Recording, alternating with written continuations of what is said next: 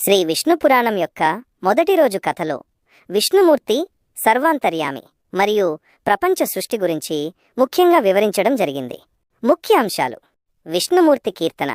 ముందుగా విష్ణుమూర్తిని సర్వాంతర్యామిగా కీర్తించి ఆయన నుండి సమస్త ప్రపంచం ఉద్భవించిన తీరు చెప్పబడింది. సృష్టి క్రమం: విరాట్ పురుషుడి నుండి అవ్యక్తము, దాని నుండి ఆత్మ, దాని నుండి బుద్ధి, దాని నుండి మనస్సు, దాని నుండి ఆకాశం, వాయువు, తేజస్సు, జలము మరియు చివరకు హిరణ్మయమైన అండము, భూమి ఉద్భవించాయని చెప్పబడింది.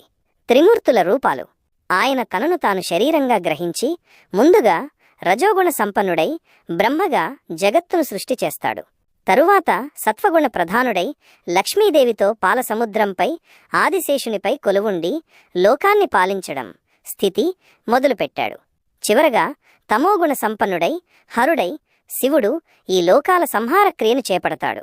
వరాహావతార వర్ణన: భూమిని ఉద్ధరించడానికి తీసుకున్న యజ్ఞ వరాహమూర్తి వర్ణన జరిగింది. ఆయన శరీరం 4 పాదాలు, 4 వేదాలు, కోరలు, స్తంభాలు వంటివి యజ్ఞం యొక్క అంగాలుగా వర్ణించబడింది. కాలమానం మరియు లోకవర్ణన: కాలగణన, త్రిసరేణువు, లిక్ష మొదలైనవి.